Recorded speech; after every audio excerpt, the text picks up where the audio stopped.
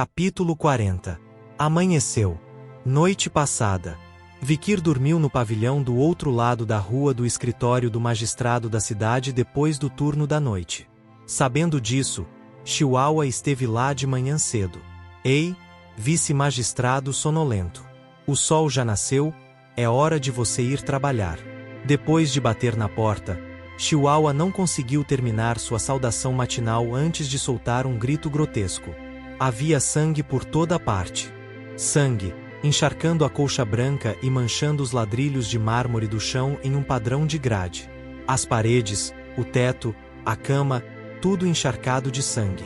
Ai! Bom dia, senhor! Vikir se levanta da cama com muita indiferença. A julgar pela sua expressão sonolenta, ele realmente estava dormindo há pouco. E na cama embaixo dele está um cadáver, com a cabeça e o torso separados.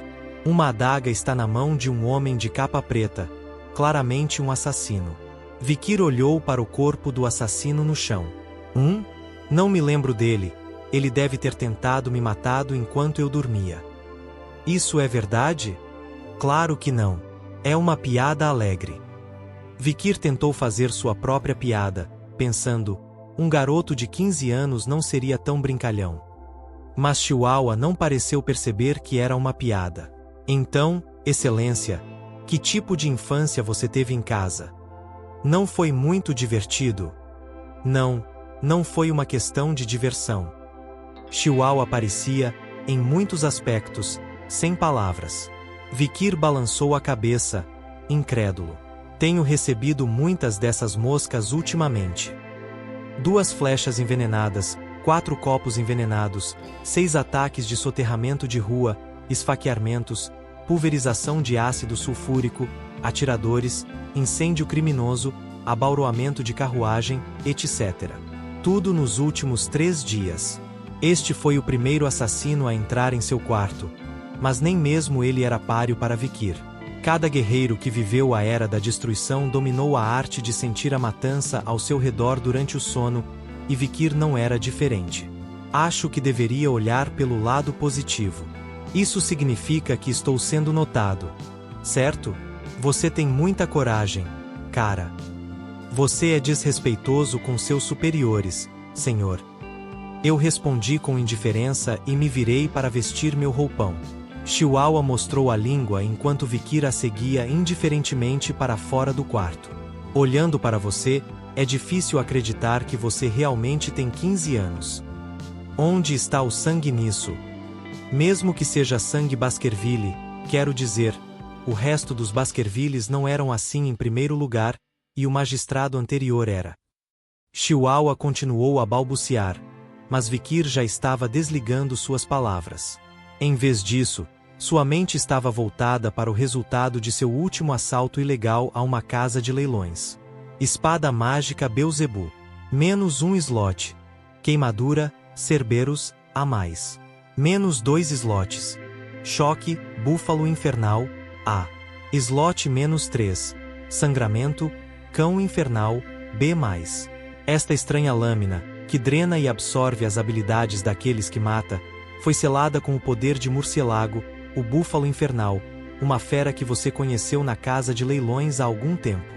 A habilidade de perigo de classificação C+ do Troll, regeneração super rápida, desapareceu, substituída pela respiração garganta apertada do Búfalo Infernal.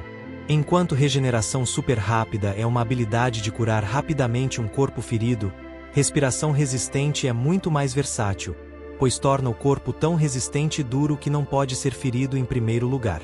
Em primeiro lugar, o Búfalo Infernal era uma fera de alto nível que não podia nem ser comparada a um troll. Então não era de admirar que seus efeitos fossem superiores. Eu não sabia que havia um cadáver demoníaco de classe A na casa de leilões, tive sorte. Depois de consumi-lo, ele conseguiu derrotar facilmente o assassino que veio ontem. O assassino que se infiltrou no palácio na noite passada era um graduado. Mesmo sendo apenas um graduado de baixo nível, lembrei-me que ele produzia uma aura que era tão pegajosa quanto um líquido. Foi um ataque inesperado e a adaga perfurou levemente meu peito.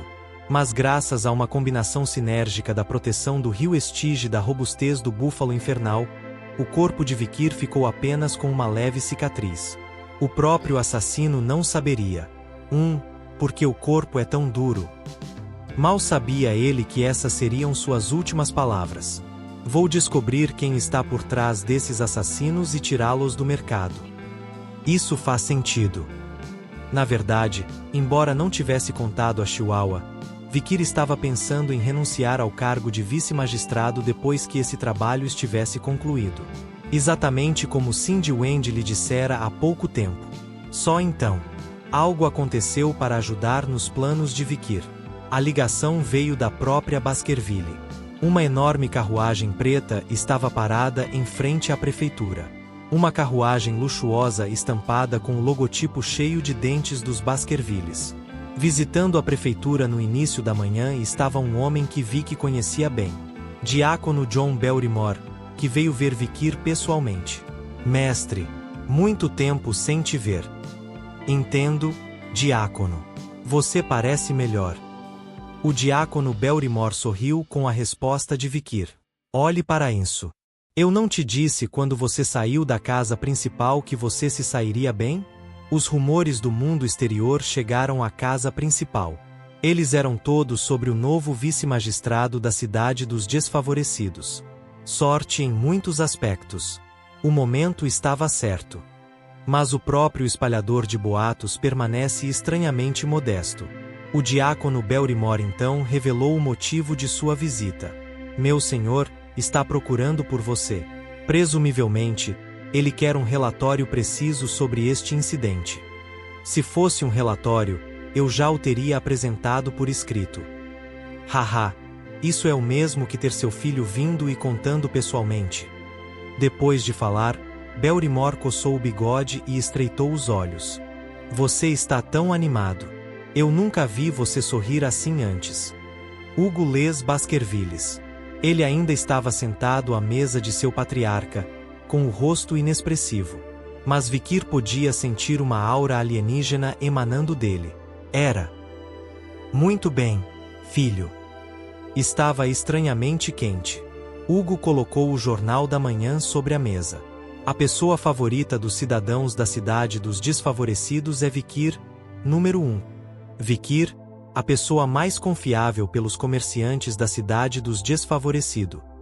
Vikir é o favorito número 1 dos camponeses da cidade dos desfavorecidos. Vikir é a pessoa número 1 que as crianças da cidade dos desfavorecidos mais admiram. Vikir é o favorito número 1 dos intelectuais da cidade dos desfavorecidos. Os assassinos da cidade dos desfavorecidos mais querem matar Vikir. Os resultados da pesquisa de popularidade entre os cidadãos saíram na primeira página do jornal. Você fez um ótimo trabalho. Você fez o que tinha que fazer. Há muitos idiotas por aí que não conseguem fazer o que deveriam fazer. Hugo olhou para Vikir, um leve sorriso aparecendo nos cantos de sua boca. O comércio ilegal de escravos é um crime punível com a morte tanto para o comprador como para o vendedor. Suas ações foram elogiadas pela corte imperial. Eu estou honrado.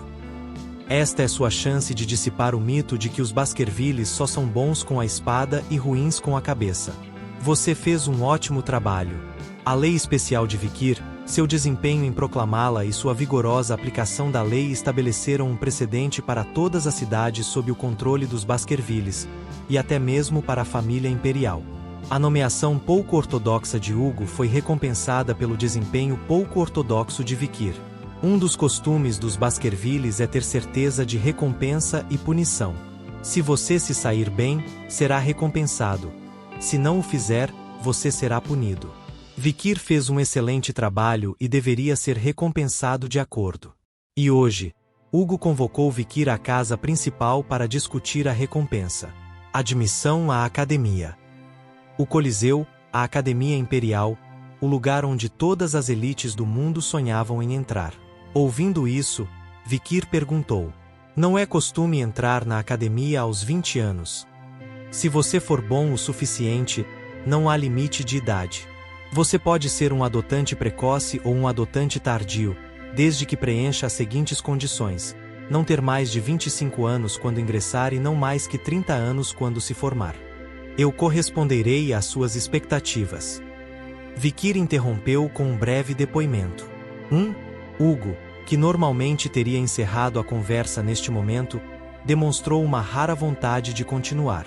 Estou enviando algumas pessoas, inclusive você, para a academia, mas ainda não consegui organizar as inscrições.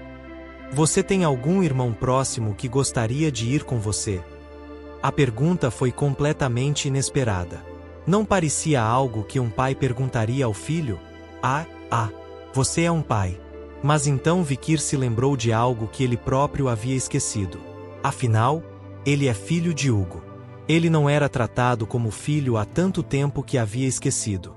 Vikir hesitou por um momento e então falou. Sou o melhor amigo dos trigêmeos, Igombro, Midlebro e Laubro. Qual é o problema de sermos melhores amigos? Se você os quer por perto, vocês são melhores amigos. É assim mesmo. Os olhos de Hugo se arregalaram um pouco de surpresa, mas então ele assentiu em compreensão. Vou manter isso em mente. Esse foi o fim da conversa sobre a academia. Vikir tinha acabado de terminar sua capelania e estava prestes a partir. Por falar nisso. Filho, fique um minuto. Vikir parou e se virou, e Hugo levantou-se brevemente de seu assento. Então ele falou em voz baixa. Estive examinando as leis da cidade dos desfavorecidos. Eles são imaturos. Você fez algumas mudanças nas leis agrícolas. Você fez um trabalho muito eficiente. Isso é muito lisonjeiro. Vikir uma vez reorganizou as leis que governavam as grandes fazendas nos arredores da cidade dos desfavorecidos, na área onde as montanhas vermelha e negra se encontravam nas regiões mais baixas e nas planícies abertas. Além das minas de rubi, existem muitos campos de cana-de-açúcar, tabaco, algodão e outras culturas. Eles eram trabalhados principalmente por cativos selvagens. É por isso, os selvagens que ocasionalmente atacavam através da fronteira muitas vezes atacavam fazendas nos arredores da cidade dos desfavorecidos. Disse Hugo. Por que você não faz um rápido passeio pela propriedade antes de entrar na academia? Veja se as leis que você estabeleceu estão sendo seguidas. Seria uma boa experiência. Como quiser. Vikir obedeceu, ainda sem vontade de discutir. Então, Hugo, que assistia à cena com satisfação, perguntou de repente. A propósito, você vai sozinho? Vikir coçou a cabeça. Então ele vai fazer um tour territorial sozinho? Quando Vikir olhou para Hugo com uma expressão confusa, ele se recostou na cadeira e falou com uma voz relaxada. Esta é uma operação conjunta. Ao ouvir as palavras de Hugo, Vikir permaneceu em silêncio. Era uma indicação de que ele precisava de um pouco mais de explicação. Compreendendo isso, Hugo começou a trabalhar. Você se lembra da operação que organizou quando tinha 8 anos? Ora, o Rubi Meu. Claro. Parece que me lembro que isso envolvia arrendar a área das minas Rubi para os Morgs e conduzir os bárbaros até lá, mantendo as duas facções separadas e intocadas. Também conhecido como Mapa da Carnificina. A ideia era que, se quisessem expandir suas fronteiras, teriam que lidar com os bárbaros de qualquer maneira, então poderiam muito bem usar os Morgs para se livrar deles. A boca de Hugo se curvou em um sorriso irônico. O plano funcionou. E por funcionou, você quer dizer? Os Morgs fizeram a primeira oferta. Muito discreto. Hugo não parecia tão feliz há muito tempo. Ele se virou para Vikir. Eles estão falando sobre uma guerra conjunta de desgaste. E assim encerramos mais um capítulo. Lembrando que temos capítulos novos toda semana, então não esqueça de se inscrever no canal, ativar o sininho e deixar seu like. Compartilhe com seus amigos e comente o que achou. Obrigado por nos acompanhar, e até o próximo capítulo.